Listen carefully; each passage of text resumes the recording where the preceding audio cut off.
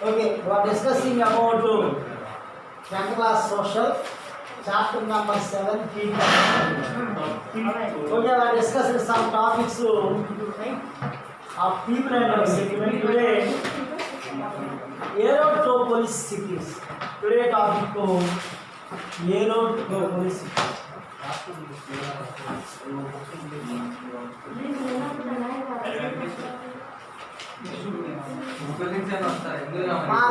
జట్ space cities లేదంటే jet cities అని కూడా జట్ స్పేస్ సిటీస్ అని కూడా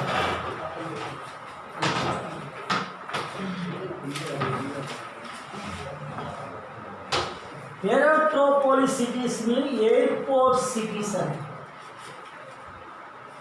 very situated airports international or national, whatever may be.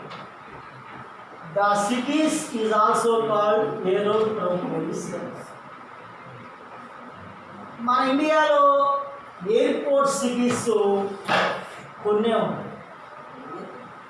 Suppose international airport cities ఉన్నాయి. ఢిల్లీ, ముంబై, కోల్కతా, హైదరాబాద్, బెంగళూరు, ఇవి ఇంటర్నేషనల్ ఎయిర్పోర్ట్ సిటీస్. మనకి గన్నవరం ఉంది, కడపారే, ఇవన్నీ కూడా ఎయిరోట్రోపోలిస్ అంటే ఎయిర్పోర్ట్ సిటీస్. ఎయిర్పోర్ట్స్ అనేవి ఎస్టాబ్లిష్ అవుతుంది అంటే అలా కొన్ని బేసిక్ ఫెసిలిటీస్ ప్రొవైడ్ చేయాలి. ఒక ఎయిర్పోర్ట్ అక్కడ ఎస్టాబ్లిష్ అవుతుందంటే ఫస్ట్ అక్కడ నియర్గా సిటీ ఉండాలి. సిటీకి నీరుగా ఉంది. సిటీ అనేది అకార్డింగ్ టు పాపులేషన్. సిటీ అంటే అక్కడ ఏముంటుంది? అమ్యూజ్మెంట్ ఉంటుంది, ఎడ్యుకేషన్ సెంటర్స్ ఉంటాయి, హోటల్స్ ఉంటాయి, environment, hotels, amusement, transport, communication, all facilities provide in aerotropolis అంటే ఎయిర్పోర్ట్స్. ఇప్పుడు హైదరాబాద్ శంషాబాద్ ఎయిర్పోర్ట్ ఉంది. హైదరాబాద్ అనేది ఒక బిగ్గెస్ట్ సిటీ, ఇండియాలో టాప్ 10లో ఉంటుంది. అక్కడ ఎన్ని ఫెసిలిటీస్ ఉంది? ట్రాన్స్పోర్ట్ ఉంది, అమ్యూజ్మెంట్ ఉంది, బిగ్ స్టార్ హోటల్స్ ఉన్నాయి. అక్కడ ఉన్న ప్లేస్లోనే ఈ ఎయిర్పోర్ట్స్ అనేవి ఎస్టాబ్లిష్ అవుతాయి. వరల్డ్ వైడ్గా, not only India, world wide కూడా ఫేమస్ ఎయిర్పోర్ట్ సిటీస్ ఉన్నాయి. అమెరికా అయినా, ఫ్రాన్స్, జర్మనీ, ఇంగ్లాండ్, థాయిలాండ్, కొన్ని కంట్రీస్ కొన్ని ఎగ్జాంపుల్స్ ఇచ్చారు. ఇంగ్లాండ్లో ఒక ఎయిర్పోర్ట్ సిటీ ఇచ్చాడు, కైరో అంటే ఈజిప్ట్, కైరో ఎయిర్పోర్ట్ సిటీ ఇచ్చాడు. ఇట్లా మనకి డిఫరెంట్ ఎయిర్పోర్ట్స్ సిటీస్ అనేవి పీపుల్ అండ్ సెటిల్మెంట్లో సిటీస్ అండ్ అర్బన్ ఏరియాలో ఉంటాయి. ఆంధ్రప్రదేశ్లో విశాఖపట్నం, విజయవాడ, గన్నవరం, ఇవన్నీ కూడా ఎయిర్పోర్ట్స్ ఉన్నటువంటి సిటీస్. ఓకేనా? ఏరోట్రోపోలిస్ అంటే ఏదో అనుకోవద్దు, ఎయిర్పోర్ట్ సిటీస్ అని అర్థం. దీని మీద ఎక్కువగా 2 మార్క్స్ క్వశ్చన్, 4 మార్క్స్ క్వశ్చన్ కంపల్సరీగా ఎగ్జామ్. ఓకేనా? ఏరోట్రోపోలిస్. నెక్స్ట్ అర్బనైజేషన్ ఉంది.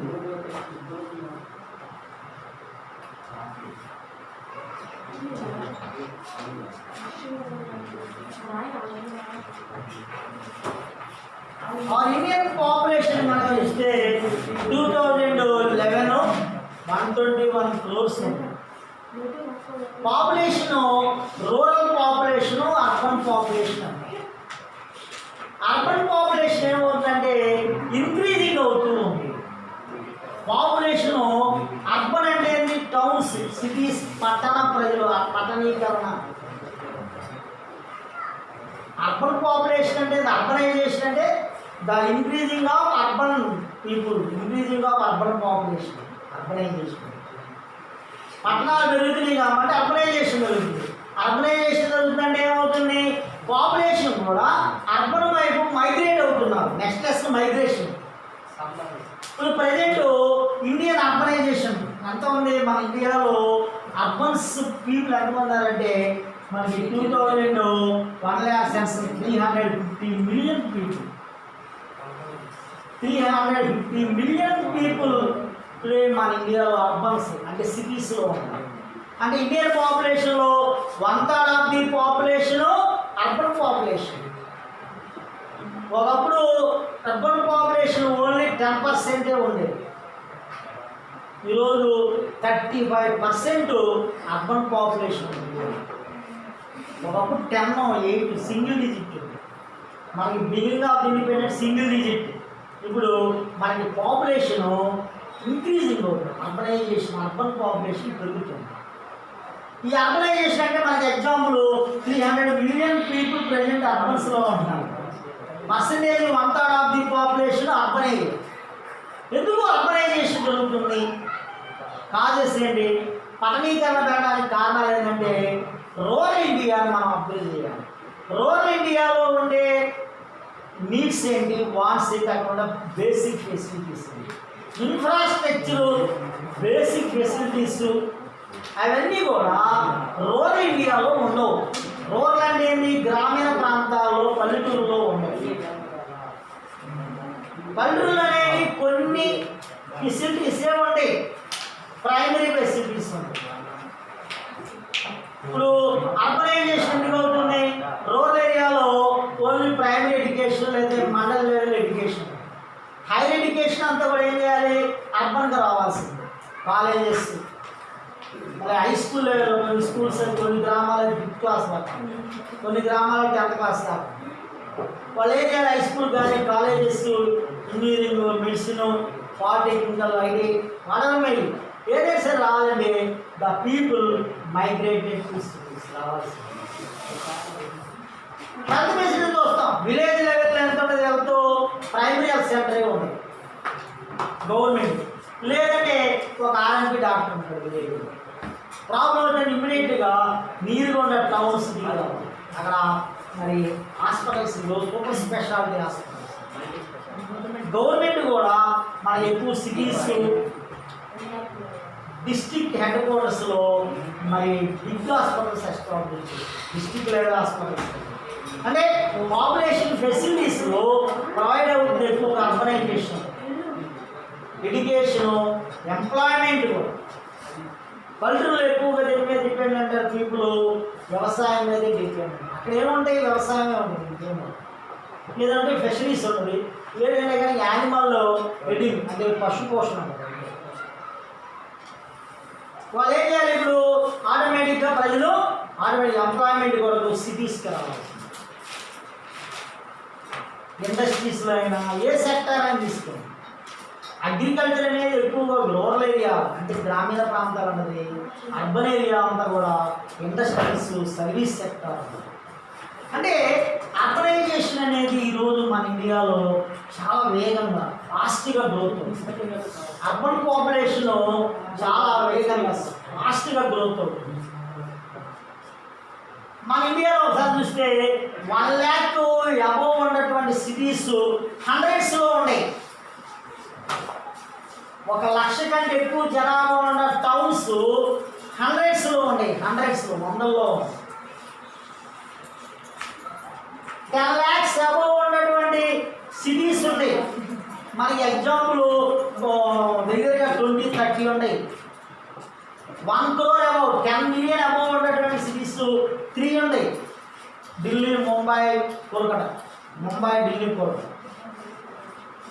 చూడండి, ఇక్కడ పాపులేషన్ మనకు చూస్తే అకార్డింగ్ టు పాపులేషన్ మనకి ఫస్ట్ క్లాస్ టౌన్స్, అర్బనైజేషన్లో metropolitan cities, mega cities, metropolitan cities, first class towns, revenue villages, last hamlets. Time table ఇచ్చేటప్పుడు సెటిల్మెంట్స్, టైప్స్ ఆఫ్ సెటిల్మెంట్స్లో ఫస్ట్ మెగా, తర్వాత మెట్రోపాలిటన్, తర్వాత ఫస్ట్ క్లాస్, తర్వాత టౌన్స్, తర్వాత వచ్చేసి రెవెన్యూ విలేజెస్, లాస్ట్ హ్యామ్. ఇది type. అంటే ఇక్కడ అర్బనైజేషన్ ఏ విధంగా గ్రోత్ అవుతుంటే ప్రజలు ఏం చేస్తారంటే the people move or migrate villages to or urban. దానివల్ల ఏమవుతుందంటే ఇవన్నీ కూడా ఇప్పుడు అర్బనైజేషన్ వల్ల వచ్చేటువంటి ప్రాబ్లమ్స్ అంటే అర్బనైజేషన్ జరిగింది, పట్టణీకరణ జరిగింది, అక్కడ వచ్చేటువంటి ప్రాబ్లమ్స్ ఏంటో మనం problems of urbanisation.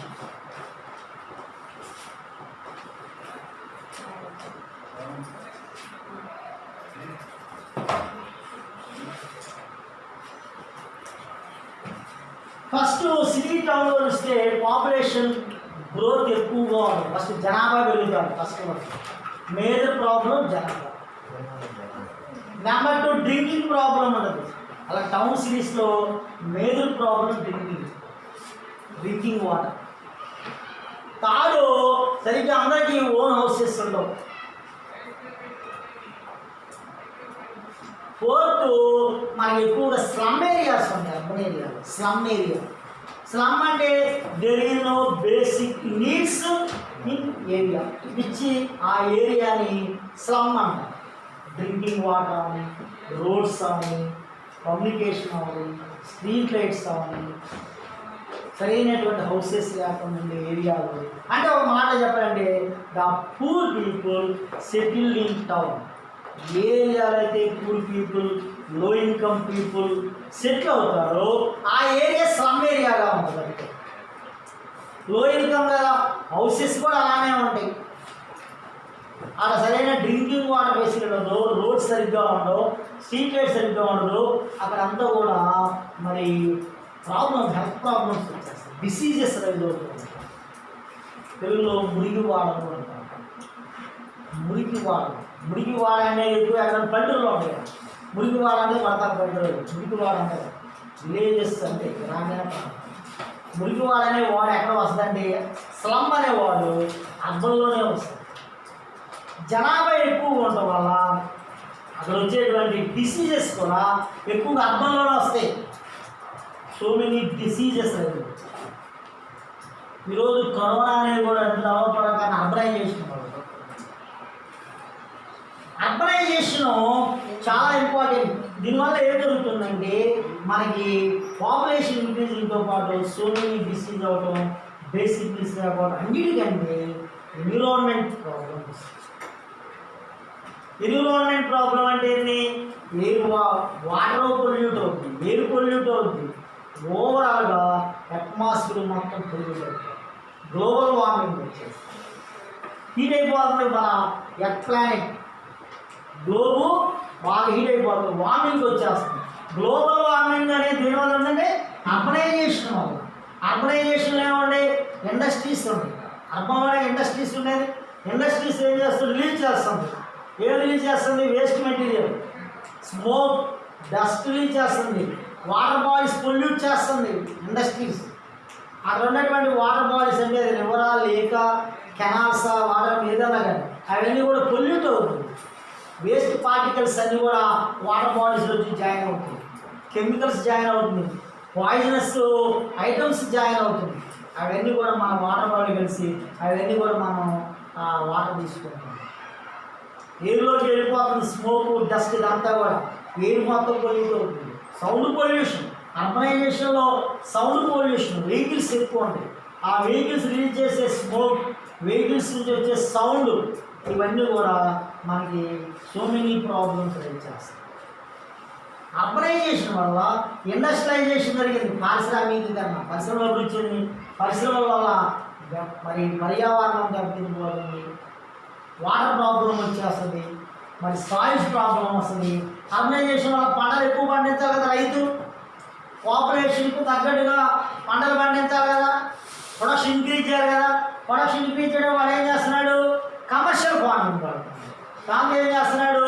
Fertilisers, pesticides, insecticides, ఎరువులు, క్రిమిసంహార మందులు, యూరియాలు వాడుతున్నారు. దానివల్ల వాడటం ఏమవుతుంది? టోటల్గా ఎన్విరాన్మెంటే డ్యామేజ్ అవుతుంది. సాయిల్ స్టెప్ తిరిగిపోతుంది, సాయిల్లో ఉండే ఫెర్టిలిటీ డౌన్ అయిపోతుంది, సాయిల్ ఎరోషన్ జరుగుతుంది, మృతికలు అనేవి క్షయమైపోతుంది. మీకు లెసన్ అంతా 10th క్లాసులో ఇదే సోషల్ అంతా నెక్స్ట్ చాలా అంటే ప్రాబ్లమ్స్ ఆఫ్ పట్టణీకరణ వల్ల జరిగేటువంటి అంశాలు. దీనికి మెయిన్ కారణం ఏంటంటే there is no plan.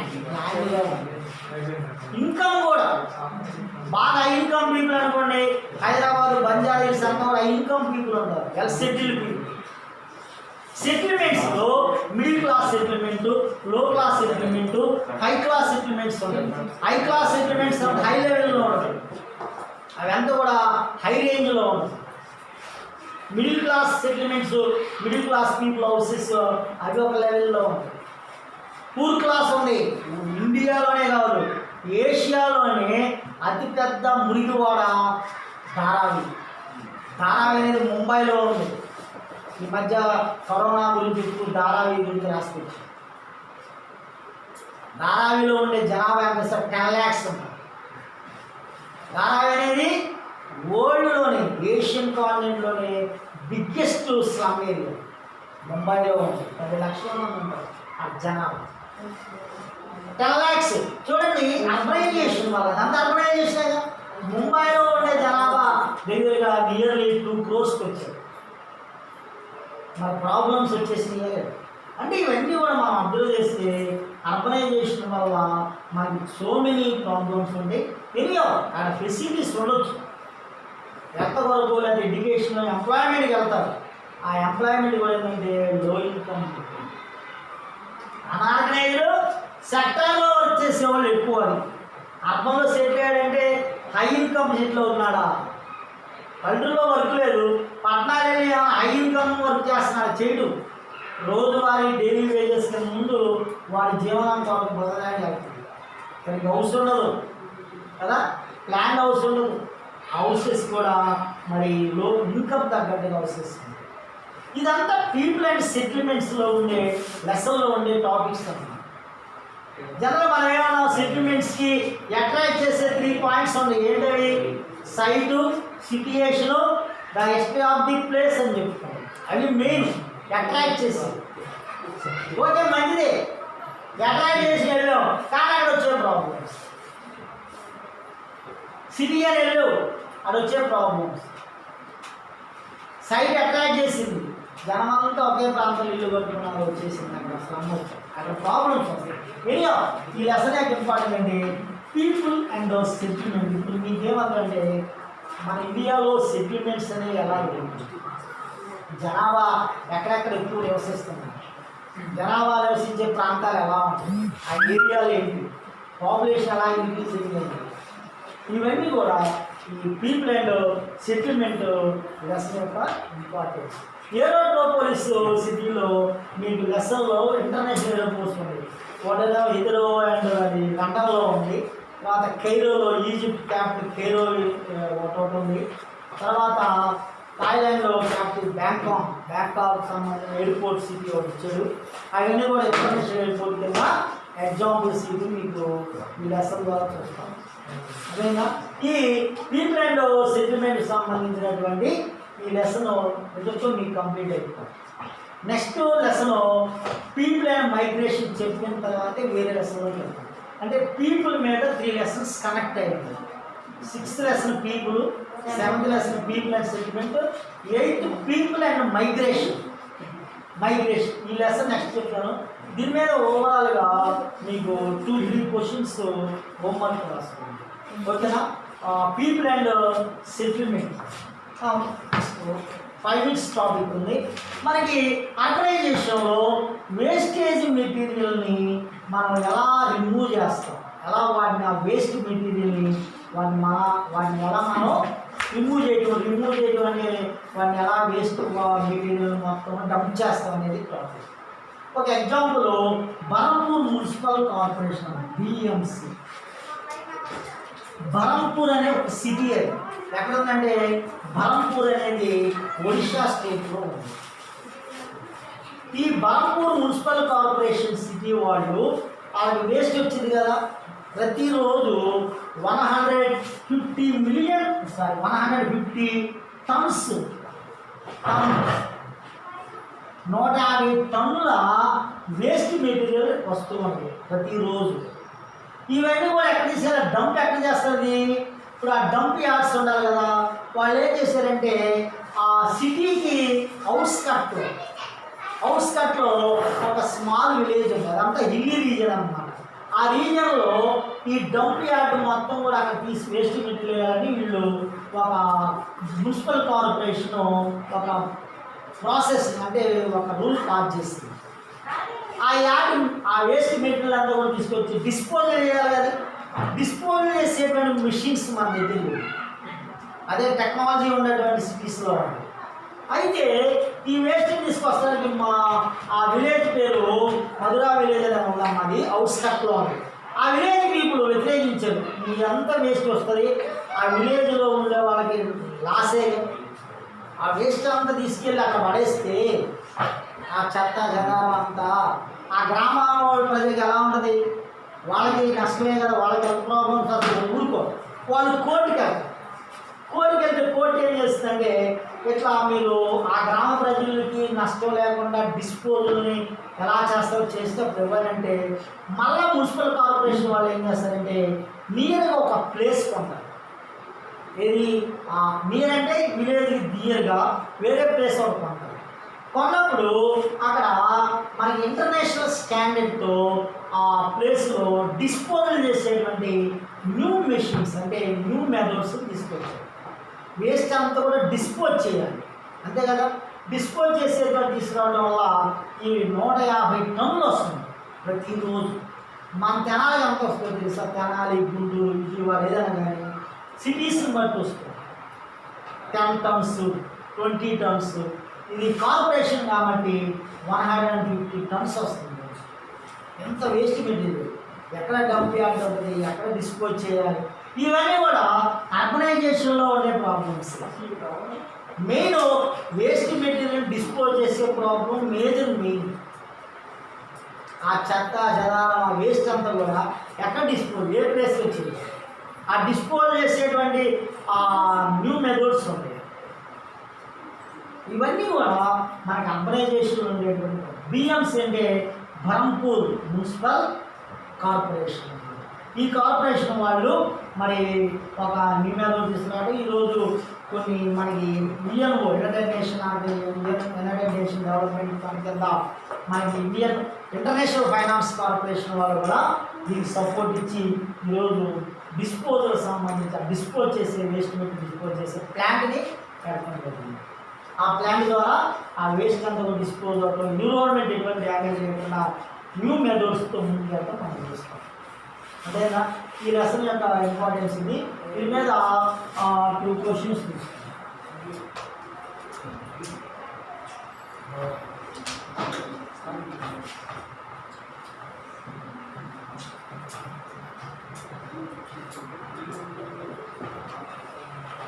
What is the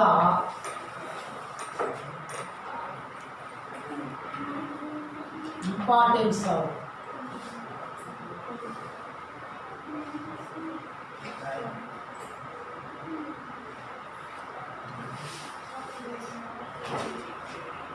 urbanisation? అంటే అర్బనైజేషన్ గురించి రాయండి అంతే. నెక్స్ట్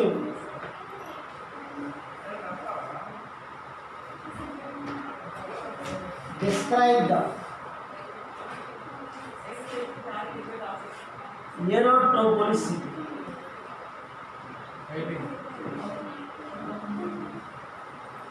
Aerotropolicity అంటే what is meant by aerotropolicity, describe aerotropolicity, ఇలా దీని తీసుకుంటాం.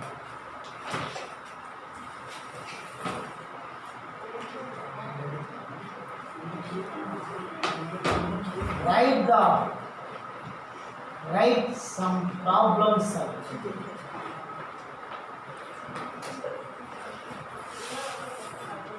Write some